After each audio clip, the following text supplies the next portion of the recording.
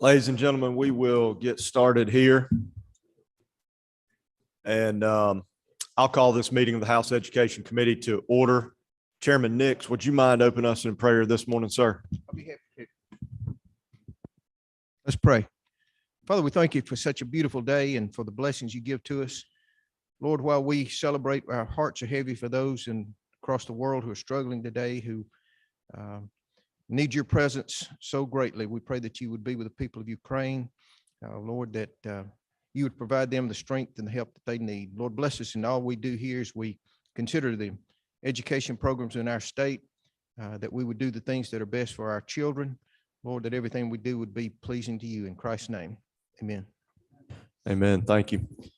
Ladies and gentlemen of the committee, in case you haven't noticed which room we were in, we have a very hard stop at 9 o'clock. So to our bill presenters, be brief, be brief. We're going to get rolling and move quickly. Ladies and gentlemen of the committee, if you'll look in your folder, House Bill 1295. If this looks familiar, that's because it is. Chairman Corbett presented this before us before. There was a section 2, the section 1 is still intact. The old section 2 created a pilot program. It's come to our attention that the state board has the authority to do that without the language. We felt that that was unnecessary. So the only change is that we stripped out the old section 2. So this was sent back to us from rules. So with that, Vice Chairman Irwin, I'll call on you for a motion. Motion to do pass. A motion do pass and a second. Is there any discussion? Hearing none. All those in favor, please say aye. Any opposed? No. Thank you, Chairman Corbett. Bill's on the rule, back on the rules.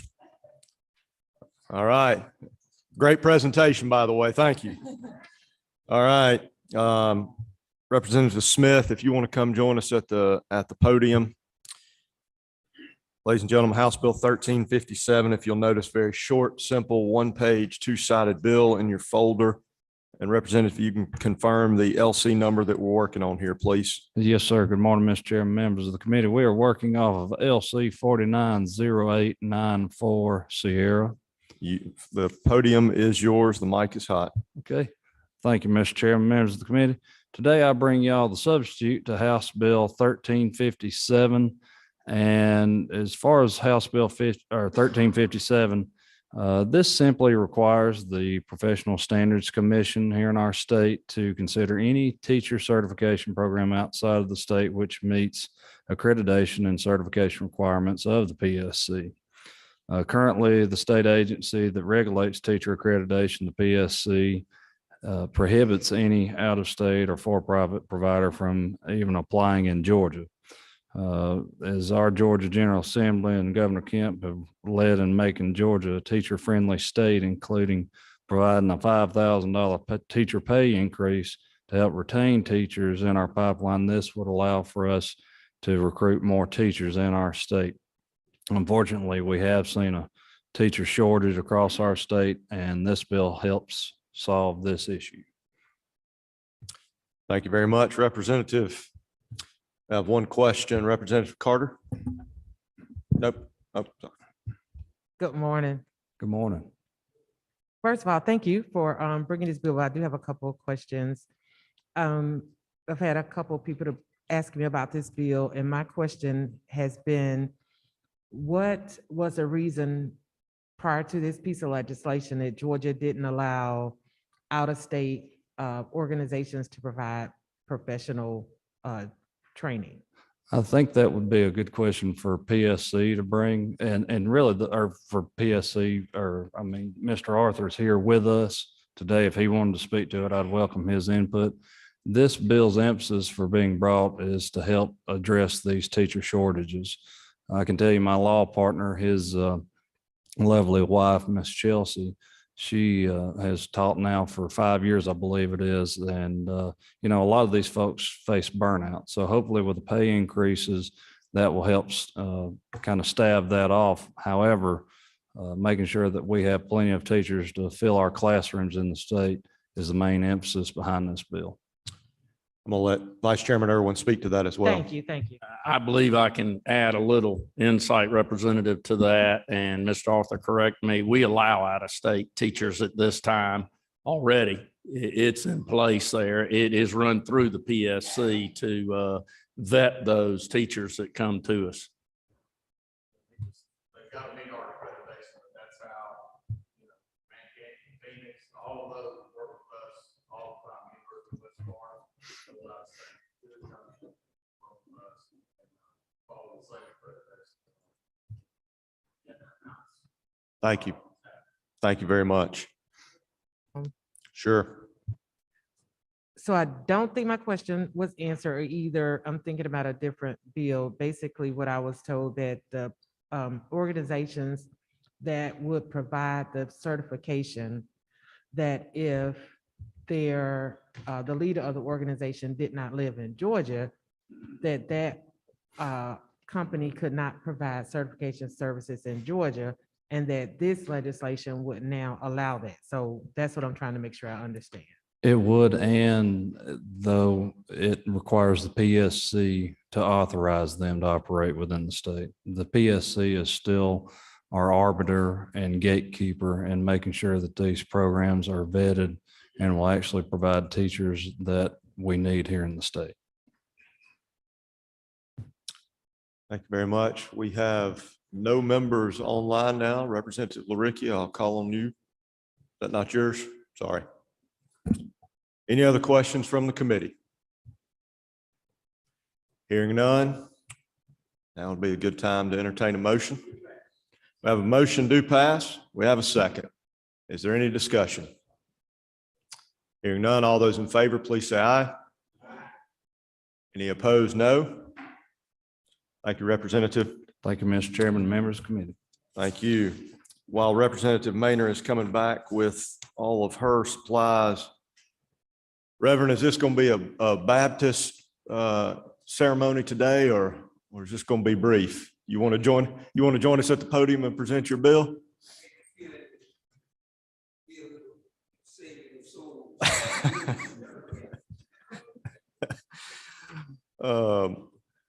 Representative, we are working on House Bill 1184 here with you. If you'll confirm that LC number, and the podium is yours, sir. Thank you, Mr. Chairman and members of the committee. It's LC 490727. 490727. This is a bill that is so short it won't require a benediction.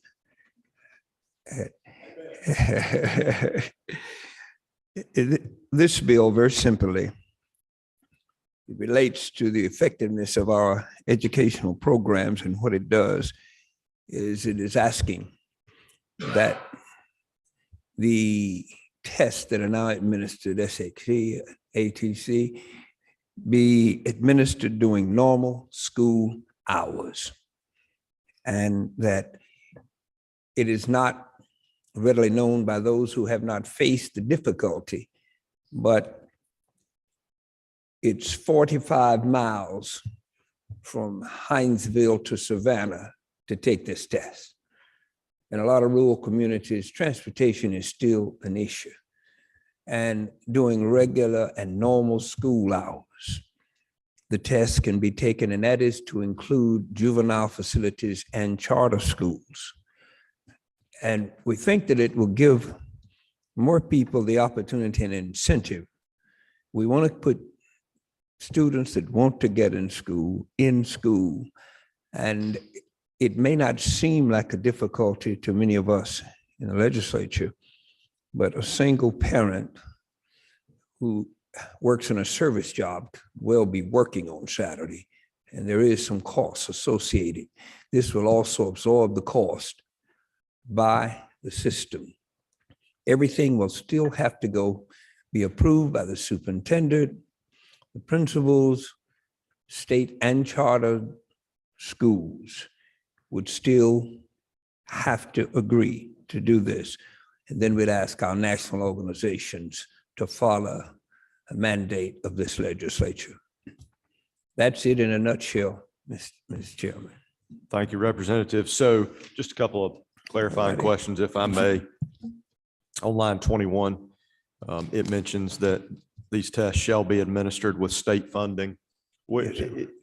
what are we doing with tests like this today, currently, as it relates to state funding? And is that in the budget currently? Students pay, or test takers pay, and we figured that in a year that we're trying to return some of this money to the taxpayers.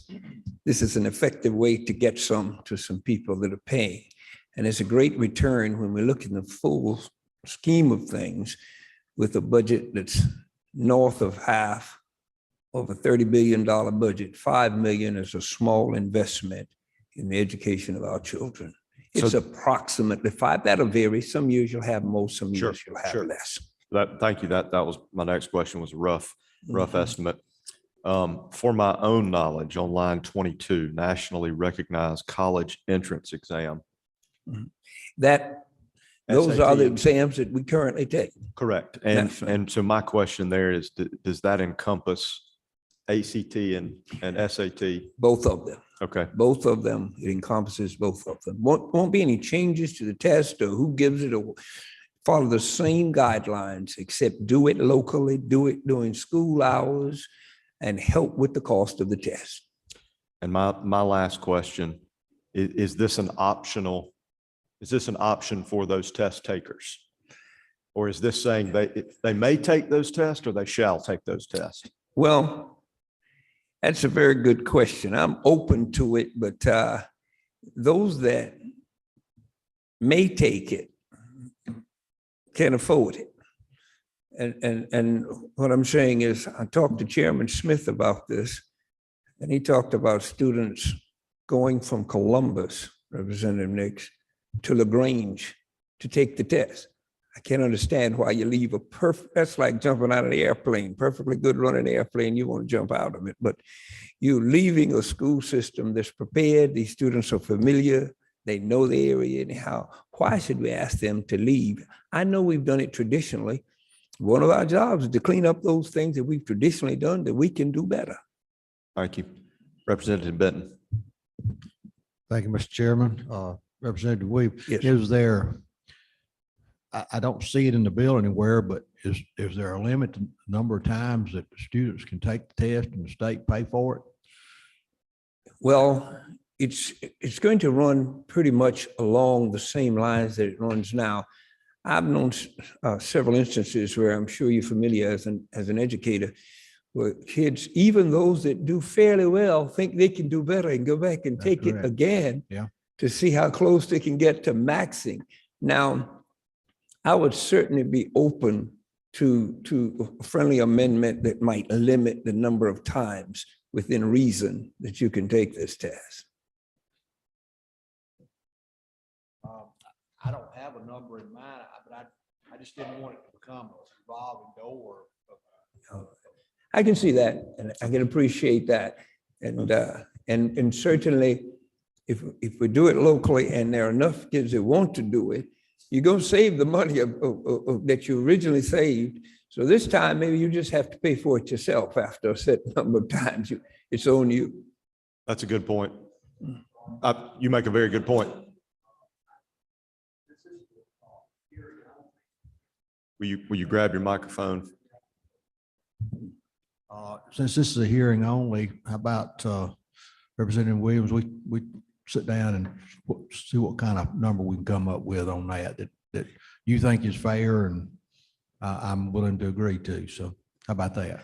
That is fine with me. All The right. only thing it does is I'd planned on suspending the rules and voting on this one before the full committee right now, but I'll be patient. Well, Reverend, you're not recognized for that motion at this time. I said, I guess I better start figuring up if you're gonna pull a procedure thing on us there. Thank you. Representative Carter. Thank you, Chairman. Thank you, Representative, for bringing this bill, and I can be sympathetic to your concern. So in reading this bill, it does have shall, and if I understand the objective is that the test would be shall be offered during the school hours. However, it doesn't give the option for school districts to offer the test on the weekend. And sometimes that is more convenient. So I get your point that you want students to be able to take the exam while they're on campus, because it may be more convenient. But for those students that say maybe are in work study or they're in dual enrollment, they may need that option of taking the exams on the weekend. So I guess my question would be, would you be open to a friendly amendment to give local school districts the option to offer it during the day as well as options on the weekend? In my experience as a parent, when my sons were able to take those exams really was dictated on when they signed up and if they had an area that had an opening when they were ready. So some of the reason why they had to go a little further is because they didn't sign up on time. But anyway, my main concern is to be able to have that option either on the campus during the school day or a weekend if for some reason that student schedule just didn't allow it. I understand, and I certainly don't want to friendly this one to death, but let me just respond to that there are some things that require some sacrifice. We're already helping you by moving it from Saturdays. And we bring pages up here and they get credited. And sometimes they're 300 miles away for this day of service. You want to go to school, there are some discipline requirements. I can appreciate what you're saying, and I know what you're saying, but all I'm saying is that a lot of things in education, the option is to go to a parochial school, but in public education, most things are shall. You shall enter at this age. You shall not drop out until after this age. They don't have the option. I want to get out at 15 because I think I got all I need. And that's probably an extreme, but all I'm saying is at some point, if we want to do this, let's do it. Those that don't want to do it like that will certainly have the option of saying, well, I'm going to go to such a place if it's available and I'll take it on my own. But I think that the school is there. Their job is to educate and get ready for college for those who want to go to college. And for those who want to go to college, you'll find a way to take that test. And I'm sure there'll be some flexibility. Counselors and principals, administrators will be getting together. And when they see something that's a problem, there's always an area for tweaking. I just have a problem. I never had the option of starting school at 8 instead of 6. What an option. You're going to be here. And those are my personal feelings. The most important thing to me in the world is for the objective of this bill to happen. I don't want this Christmas tree to get so low that I can't see the gifts. Well said all around. Vice Chairman Irwin. Thank you. Representative, and let me try this, would it be a friendly change here to allow these students just to opt in to this? And what I mean by that is some students are not college bound, don't want to be college bound, wouldn't give an effort on the test to be college bound. But if we allowed an opt in to the program, have the program for those that opt to choose it. I would have no problem with that because I agree that there's some great careers out there in our technical schools and other areas. And certainly I don't want someone who has no desire to go to college to be required to take tests. Now, when I was in school, and my goodness, that was right after Moses graduated. So everybody in the 12th grade didn't go and take this test. It didn't just, there would have been a constant line to Savannah. The opt-out has always been there. I'm not going to college, so I'm not taking the test. You're not going to get to college if you don't take the test. So you already got the right to not show up for the test. The right is there. Okay, just as long as, I didn't want to take away a student's right to. That is not the intent. You're certainly right, because I'll tell folk all the time that my generation was misled, and a lot of you won't agree with this, into thinking you would be nothing if you didn't go to college and get a degree. I got a friend of mine who did not go to college. He works as a longshoreman, and last year made $175,000. And there are a lot of options. We should say, listen, here are your options. You want a college degree, here's what you do. You take this test. If you don't, here's what we have in the technical school system. And you've got these options now. I want to be a beautician, so why should I take the SAT? You go to Career Academy and learn and take off and do it. I don't think if you force somebody to go to school, and I have my oldest son, I kind of forced him, and it'd been cheaper for me to endow a chair instead of him spending all my money at a place he didn't want to be. So I think that there will always be some options, and kids who don't want to go to school are not going to take this test. Thank you. Ladies and gentlemen, we have lots of lights lit up. And I'm going to try to get to everybody. Representative Evans. Thank you, Chairman, and thank you, Representative. Yeah, I will just point out on line 23, it does say for students enrolled in grade 11 who choose to participate. So, Yes, it says who chooses. yeah, so I think That's the intent of the bill. that is there. That's good. I wanted to know about, you said 5 million would come from the state. So It's the very school, so approximate. school systems this would not be an additional financial burden for our school systems. No, this is asking the state to get involved at this point. All right, thank It you. won't be an additional, Right, and may I have one more question? Yeah. course. Have you, what has been the feedback from like our superintendent group and our school board group and our teacher groups on this? I haven't talked to legislation? the state superintendents, but I have talked to many groups that benefit from an educated student body, Mhm. has the support of the chamber and several other groups are in support. I've talked to my local superintendent, my local principals.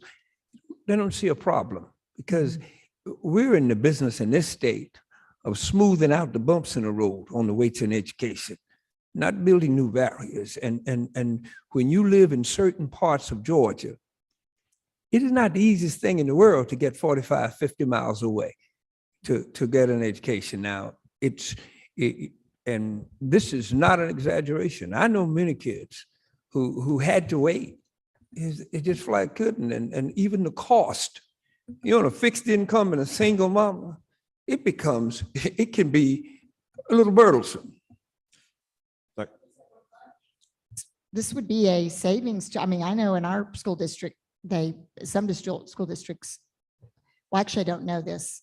I think that some school districts might pay for this test. I'm not sure about that. Maybe it's just AP exempt. I've heard So that it could be. there are school districts that do. Yeah. I don't There know are. this. There are Yeah. some. Representative Glanton, I'm going to let you have the final word here, sir. Thank you, Mr. Chairman, and Mr. Representative, my good friend and well. My friend. And help me understand, I thought the intent and the purpose of this was to put schools and districts in a position that they could give these tests during regular school days, during regular school hours. Is that not correct? That is the intent. So if, in fact, if we offered all these options on top of that, wouldn't that defeat the purpose? It does start to get that's what I meant, that I want to keep it friendly. And certainly Representative Benton's recommendation certainly makes sense because you get into the redundancy piece. You want to prevent that. But I agree with you wholeheartedly. That's why I kept it short, kept it brief, and just trying to do it. And y'all know, I come up here so often until I don't even want to leave this podium. Well, you're welcome to hang out. So you don't know where I'm going, but I believe here. You can stay, just not here, right? Representative, if you'll work with Representative Benton on this, I'd love to see an updated version with some of the input from the committee and would love to see you back at this podium next week. Thank you, sir. Thank you very much. Can I, excuse me, just one thing? I want Sure. to apologize to committee members that I have not spoken to. I really, it's my fault. I don't make excuses because in rules, I hate to see folks show up that passed me and never had a chance, never said, look, I'm gonna be bringing a bill. So forgive me. And I ain't gonna use the old church thing about charge it to my head, not my heart. Charge it to both of them. We'll send the invoice. Representative Maynard, if you want to come join us at the podium and again, just as a very friendly reminder to both of our presenters and members of the committee, we have exactly 32 minutes before we are evicted from this room. So if you will work with us, Representative Maynard, if you will tell us about your bill and the LC number that we're working on, and then the podium is yours, ma'am. Thank you, Chair. It is House Bill 1005 LC 338908. And the co-authors of this bill are Chairman Dempsey, Representative Camp, Representative Lim, and also Representative Mitchell. Let me just first say that there are also some websites that we can send out to you from some scholastic resources that just more coincide with the benefits of this bill that I'm sure JC can send out to you. The main thing, this bill would say in 2022 to 2023 that we would start screening children for suicide ideation. And to begin with, you have this in your packet that talks about youth suicide in Georgia, and this is from Voices. The one thing that I want to show you is the breakdown in the middle. It says breakdown of 2018 youth suicide data. The majority of children that are committing these unfortunate events are white youth, male youth, and the ages of 15 to 17. And this is really sad to say, but hanging is the #1 way that children are committing suicide in Georgia. And these are only Georgia statistics. In 2019, 108,494 students reported having seriously considered harming themselves. 61,978 reported having harmed themselves. The Pew Research Foundation did a study that said, even though most of the suicide attempts start at 10 years old, the ideation begins way before that, which is why I put 8 years old in the bill. If you go to another insert, this is from the NIH, National Institute of Mental Health. And this is just an example of what the questionnaire would look like. So to give you an idea, in the past few weeks, have you wished you were dead? In the past few weeks, have you felt that you or your family would be better off if you weren't dead? In the past week, have you ever thought about killing yourself? Have you ever tried to kill yourself? Or have you thought about killing yourself right now? Now, right now, we had I know that sounds really bad, right, to ask a child those questions, but these questions are age specific. So this is for an older group that's here. Yesterday, we were going to have some counselors from the school right down the street at Wesley International come and speak. And what they would have told you is this year and the years before, during the pandemic, the suicide ideation has grown drastically.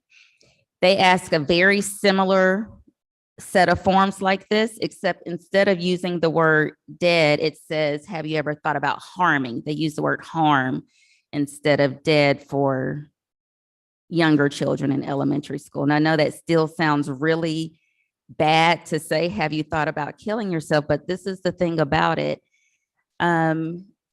Sometimes these children are never asked these questions, right? And so when someone does kill themselves. And I have personal experience of this because my little brother took his life by suicide.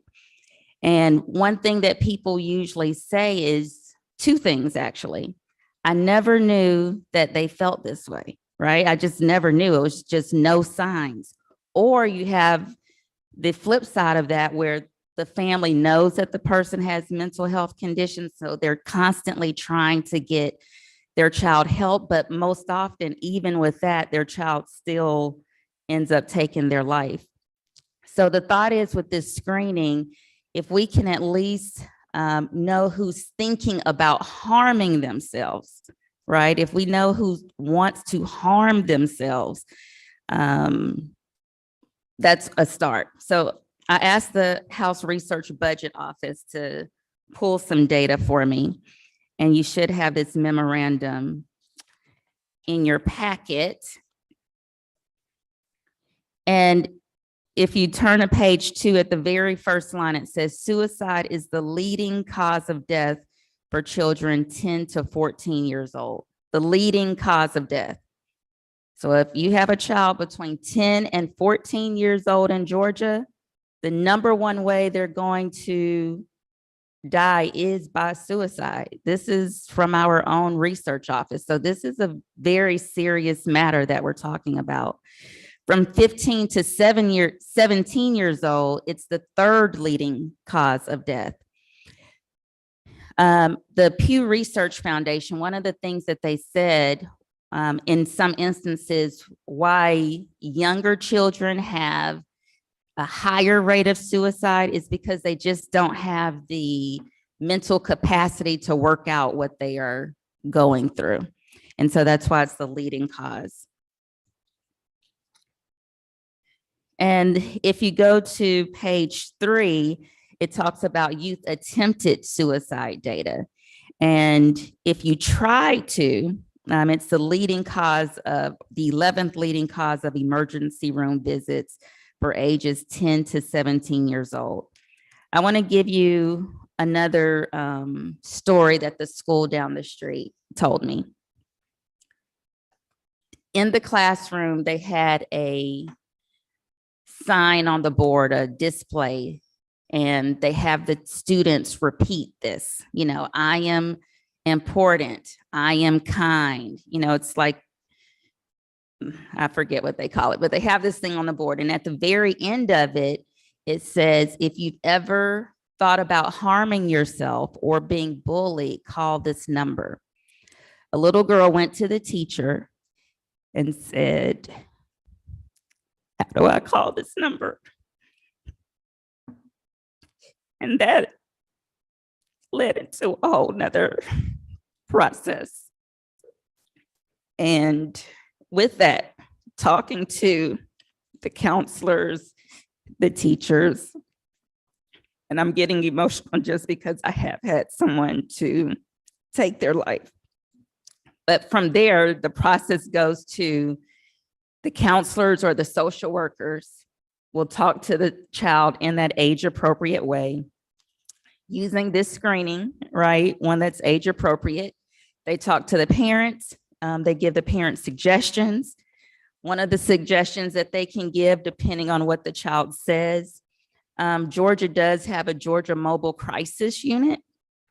And so they can call this number. They don't have to go to the emergency room. It's still up to the parent what ultimately happens. And in some cases, the parent may say, we strongly urge you to take your child to the emergency room. And once they go to the emergency room at the front desk, once again, it's going to be this exact same questionnaire. One of the other pieces of research that I sent, the website, it's from the NIH. It says most often the only time that a child is asked these questions is in the emergency room, which means if you're at the emergency room, you're way past the time that you need it. And the last thing I would just like to say on this is every school year, children have to take tests. You have to find out what math class you go to. You have to find out what reading class you go to. You have to get your immunizations. You have to do a scoliosis test sometimes. You have to do a vision test. And so this is a 4-question screening, and I'm open to any questions. Representative, thank you for coming and sharing that with us. I appreciate you being here and sharing what you've dealt with in your own life. I think that the premise and the concept is, and I will not speak for the committee, but I think it's fair to say that we're all on the same page that this is something that needs to be addressed in a very serious way. I think the mental health initiatives that are being undertaken by this body illustrate and prove this house's dedication to everything that surrounds mental health. I will be honest, I am no lawyer, but I think that there are probably a lot of specifics, technicalities that will need to be in the bill. We have a lot of lights lit up, and I'm going to get to those. But members, if you'll indulge me, I feel like this. I have some ideas on the bill. I'm not going to hash those out here in the interest of time, but members of the committee, I do believe this deserves quite a bit of time and quite a bit of time on its own. And so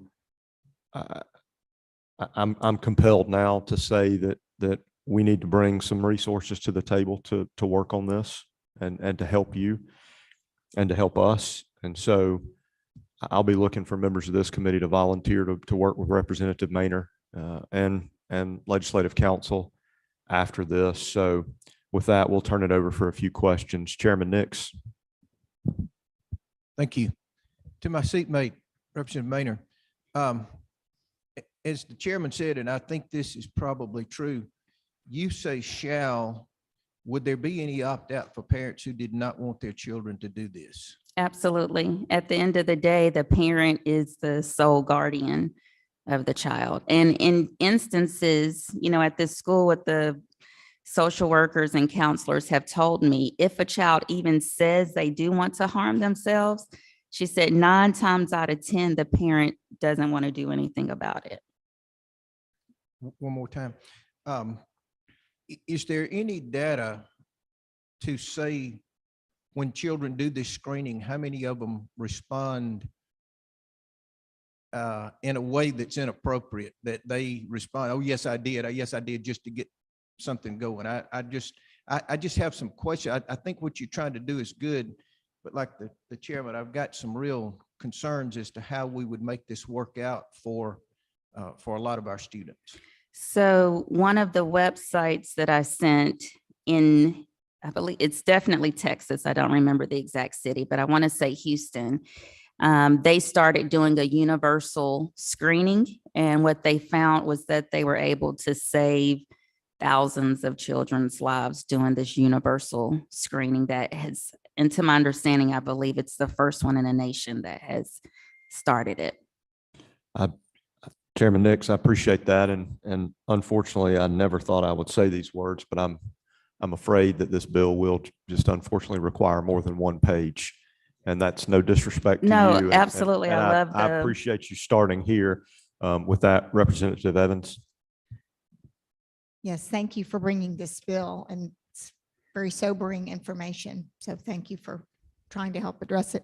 So this thing on the screen, so the screen asking about harm versus wishing you were dead. I mean, I do think the harm, is that age appropriate or something, like what screen they use? I mean, what words they use? So in elementary school, they use the word harm. Mm-hmm. In high school, they use the word dead. In middle school, have you ever considered taking your life? Thank you. We're just going to keep going around the horn. Representative LaRicchia. Thank you, Mr. Chairman. Thank you, Representative Maynor. It's hard to find words on how to have a conversation about this without saying, thank God I don't understand it, right? I've never been impacted by it. However, that is the toughest part of this job, is having these conversations around very sensitive issues like this. I worry just at its face if that is a conversation that needs to be had with children within a school system at all. And as Chairman Nix mentioned about opting out, sometimes fortunately, children from many families have never thought about it. It's never come up at the kitchen table. It's not something that they even know what that means by the 3rd or 4th grade. And if you bring attention to it, all of a sudden you have sparked a thought in a person's mind. Well, I didn't think about it until you asked me. I didn't think about harming myself until you asked me about it. Now I'm wondering, have I ever? Or will I ever? And this was a big part of the conversation when school systems went to sex education. That's a conversation I want to have with my children, not a teacher or a textbook or a curriculum. That is a conversation that we will have. So I'm going to kind of leave it there, but I am absolutely 100% committed to helping you and helping this committee and helping to figure out if there are some things we can do to help. Suicide's a serious issue we have. Thank you. Representative Paris. Let me just, if you don't mind, respond to that. So I take your point, and I do know that many, many, many, many, many people feel that way. The American Pediatric Association has said that children witness these things on social media, TV programs. They cite this show called 13 Reasons, I believe was the name, that was really popular at one time. And they already are seeing it, right? And so what they're noticing is that the parents are not bringing it up to their child, because one thing that they would like for parents to do, but it's such a touchy subject, no one wants to say it. They would like parents to say, you know what, we need to talk about this. If you ever feel this way, I need you to come to me. You know, if you don't feel comfortable going to me, I need you to go to someone at your school. You can call this number. The main thing is that the American Pediatric Association is saying that we're in this crisis where we can't just not say anything. But I Right. agree with you totally. Thank you. Representative Paris. Thank you, Chairman. I appreciate you allowing me to speak today. Representative, I totally get the intent of the bill. But looking at the school system and our educators, here we are lying another layer of psychology work on them. I think that it is well-intended, but it kind of reminds me of prayer in schools. You know, do I need teachers to pray with my child? No, I don't. We do that ourselves. So I agree with everyone else. I think we are kind of going down a rabbit hole here. But maybe, you know, we can make it a little less deep. But yeah, I just think that we're adding another layer for teachers, for educators to have to work through. And they're not having to wear so many hats in your occupation, I think, is another thing that leads to burnout. So Thank you. Representative Carter. Thank you, Chairman. Thank you, Representative. So first, my condolences. I know what it's like to have a sibling pass away, but not from suicide. So I understand that. And I understand that we are in a situation where there's a lot going on with the kids. But as a parent, I think someone already talked about that, you know, the opt-out option. So as a parent, I want to be able to make that decision. But if this bill was to pass in this state, even though I hear the chairman, it has some work. Who would administer these tests and how would it be implemented? So the NIH has said the best people in the school system to implement it would be the school counselor based on their academics, or a school social worker. So a master of social work or a person that is a licensed psychologist within the school system. And also a school nurse could do it as well. And it would be my thought that instead of saying exactly who in the bill should do it, the school system or the principal or whomever, they should actually make the decision if which one of those specialties would do it. Thank you. I'm gonna let Vice Chairman Irwin close us out here. Thank you, Mr. Chairman. I'll be brief. Representative, I'll tell you, I'm very supportive of this legislation that you're proposing here. I will tell you, in a 31-year career, sadly enough, worst days of my career were when students committed suicide and were successful. Also, I'll tell you that we learned very quickly with one that occurred on campus on us that the training of our teachers were very valuable, not just our counselors, as far as recognizing the behaviors of those children. And so we spent a great deal of money training and working with our educators. So not just the ones that would see them periodically when they came to the main office, but those that would see them every day is very important, I think. So. Representative, thank you for bringing this. I have some ideas in my head about how we might proceed forward from here for members of the committee. I don't know if that's moving this to a subcommittee and if this is forming a study committee. Let me think on that. But by all means, I encourage you, if you're interested in working on this, to please talk to Representative Maynor. Drop me an email. Let me know of your interest there. Representative, we will be working on this. And again, I can't thank you enough for bringing this to our attention. And this is why I wanted us to hear this in full committee today, so that we could all have this at the front of our mind and put this on our hearts. And we will work with you to find a pathway forward to work on this legislation. Thank you, Chair. You know, one last thing, if I could just say, even just having the hearing, right, is bringing awareness to so many people. Absolutely. So Yes, thank ma'am. you. Thank you. Representative Douglas, if you will join us on House Bill 1283. And with all due respect to Representative Douglas, members of the committee, we've got 10 minutes left. So I believe this is a familiar topic for most everyone here. So Representative, the floor is yours. Thank you, Mr. Chair. Committee members, it's hard following that one right there. That's tough. That affects everybody in our society. And I've had several of my church members and their kids to have to go through this, and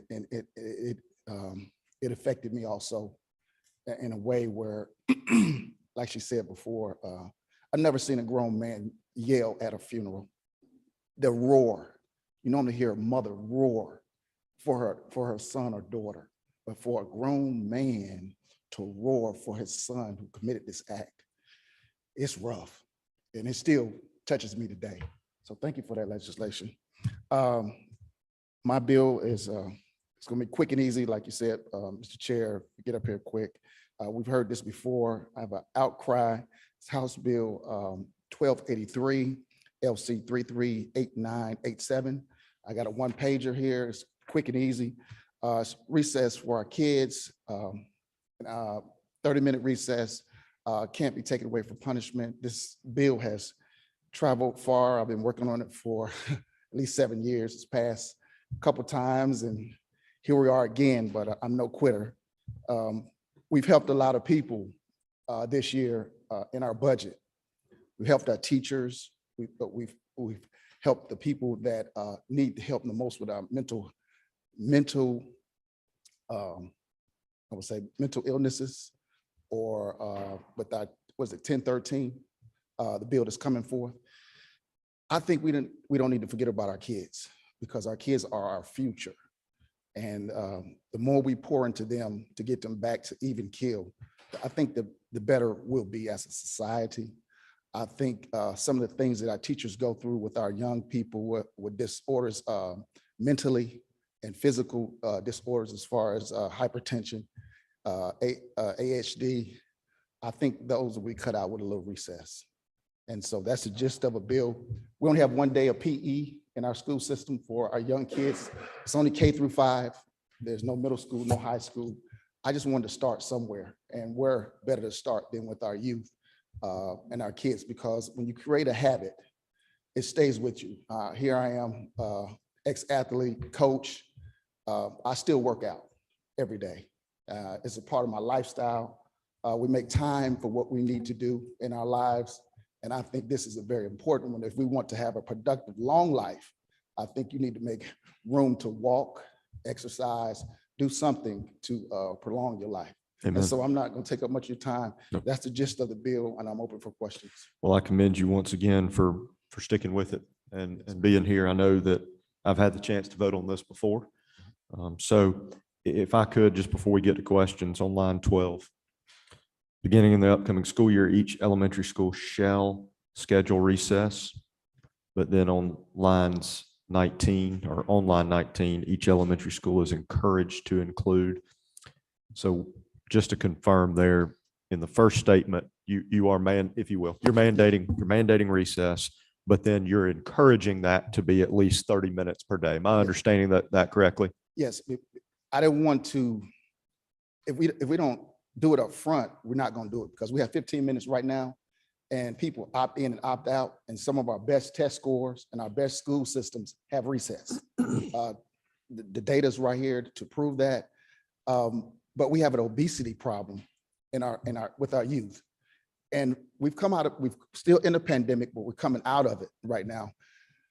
But I have testimony from several calls and mothers, their kid that was in this pandemic for a year and a half, they've gained 50 pounds by staying at home and getting back in school. But by the time they get back in school, they've gained 50 pounds. And so I have a literacy piece of paper here from Voices. I have one from 2019 when the bill initially passed, and I have one for today. We've actually went up in childhood obesity. And so it was high then. It's higher now. It's higher now. Yeah. Unfortunately, I believe that to be Yes. true. Representative Wilson. But Oh, sorry. Go ahead. Mr. Chair, I just want to answer a question. I didn't want to take it away from the people back home to be able to access this and do it the way they want to do it. If they want to do 15 here or 15 there, or do the whole 30, I want to give them flexibility Understood. of how they want to implement it. And I appreciate that. Yes, sir. Representative. Thank you, Mr. Chairman. Representative, thank you very much for bringing this bill and persisting with this bill. I think your dedication to our school children and our school teachers, quite frankly, is unquestionable. I just wanted to highlight two other benefits that I thought of, by requiring it or by having it every day. Or as a part of the routine of the school day, we're also teaching our kids time management, because we got to get the work done, but we've also got this other thing that we're going to do, because this is an important piece of making you a whole person. And it also is going to benefit teachers, Mr. Chairman, because they need a break too. And of course, it's not a full break for them. They're not out there running around with the children. They're still having to supervise. But I just remember my time as a sixth grade teacher, constantly being on from 8 o'clock or 7:30 in the morning to 3:30 in the afternoon, with about 15 minutes for a restroom break and just a moment not to have to think, Right. Yes. And so I think this will help them as well. Thank you. Representative LaRicchia. Thank you. Anthony Pellegrini writes a book called Recess and the Benefits of Educational and Physical Development. And Finland and Asia have adopted those theories, and they have had tremendous success. I've supported you on this every year you've Yes, had sir. it. I've been vocal, and we need to look at giving kids a little bit of a break from these 40 to 50-minute instructional times, just to reboot and take a deep breath. God bless you, buddy. Thank you. Very quickly, the last two, Representative Maynor and then Representative Wade. Thank you. I just wanted to say, as a physical therapist, endorphins are released into your body when you exercise. And when these endorphins are released into your body, it increases your mood. So it makes you happier. So exercise actually decreases depression, not only in adults, but it also will do it in children. And the second point I just wanted to make, that after school, because there are not PE activities in the school system, there are after school programs. The problem with the after school programs are they cost money. And so the people that really are facing obesity and these health disparities, they can't afford to do the physical activities after school because of the cost. Thank you. Representative Wade. Very quickly, I wanted to thank you, Representative Douglas, for bringing this. And I want you to know there are two people that I see every single day. That's a second grader, my daughter, and a kindergartner, my son. I told them about this. They don't care about anything else down here. This is what they want to happen. So I will work with you. I believe in this as well, and I appreciate you bringing it. Thank you. Thank you very much, Representative. We will, I've got one or two questions. I'll get with you offline, but the rules chairman's staring me down, about to burn a hole in me. So with that, we will stand adjourned. Just for the committee's knowledge, I expect we will have 2 committee meetings next week.